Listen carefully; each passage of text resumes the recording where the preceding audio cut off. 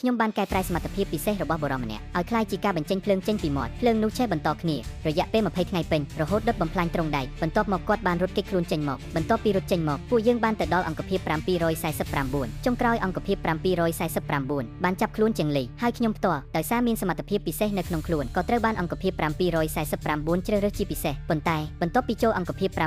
749ខ្ញុំមិនបានសារភាពប្រាប់ការពិតអំពីសមត្ថភាពរបស់ខ្ញុំទេខ្ញុំគ្រាន់តែប្រាប់ថាខ្ញុំអាចរំខានសមត្ថភាពអ្នកដទៃបានក្នុងកម្រិតមួយតែប្រសិទ្ធភាពមិនច្បាស់លាស់តើអ្វីបានជាធ្វើឲ្យអ្នកសម្រេចចិត្តលាក់បាំងរឿងទាំងនេះមនុស្សធម្មតាមិនមានទោសទេតែអ្នកដែលកាន់កាប់អំណាចពិសេសវិញជាមានទោសខ្ញុំអាចមើលឃើញសមត្ថភាពរបស់អ្នកមានអំណាចគ្រប់រូបសម្រាប់ខ្ញុំអ្នកមានអំណាចទាំងអស់គ្មានអាចកំបាំងអ្វីឡើយសមត្ថភាពបែបនេះបើនៅពេលដែលខ្ញុំមិនទាន់ប្រកាសថាខ្លួនឯងមានសុវត្ថិភាពហើយប្រាប់ចេញដោយផ្ទាល់អ្វីដែលរងចាំខ្ញុំប្រហែលជាវាសនាដ៏សាហាវជាងនេះទៅទៀតប៉ុន្តែសមត្ថភាពរបស់អ្នកហាក់ដូចជាមិនខ្លាំងដល់ថ្នាក់នោះទេហើយក៏មិនទាន់ដល់កម្រិតអាចបំផ្លាញពិភពលោកបានដែរតាមទស្សនៈរបស់អ្នកសមត្ថភាពបែបណាទើបត្រូវបានចាត់ទុកថាខ្លាំងបំផុតសមត្ថភាពប្រភេទគំនិតគឺជាសមត្ថភាពដែលខ្លាំងបំផុតពិតជាដូច្នោះមែនសមត្ថភាពប្រភេទគំនិតខ្ញុំចាំបានថានៅក្នុងអង្គភាពសកម្មភាពរបស់អង្គភាព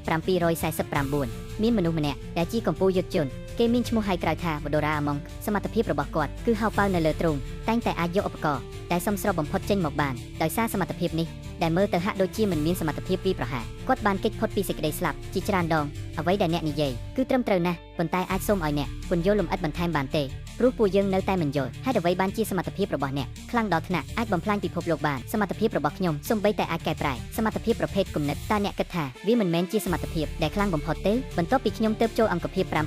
749ខ្ញុំបានទៅរកក្មេងទំនើងម្នាក់ដែលធ្លាប់ធ្វើបាបខ្ញុំបន្ទាប់ពីគាត់ភ្ញាក់សមត្ថភាពពិសេសកាលនោះគាត់ក៏ធ្លាប់ព្យាយាមចូលអង្គភាព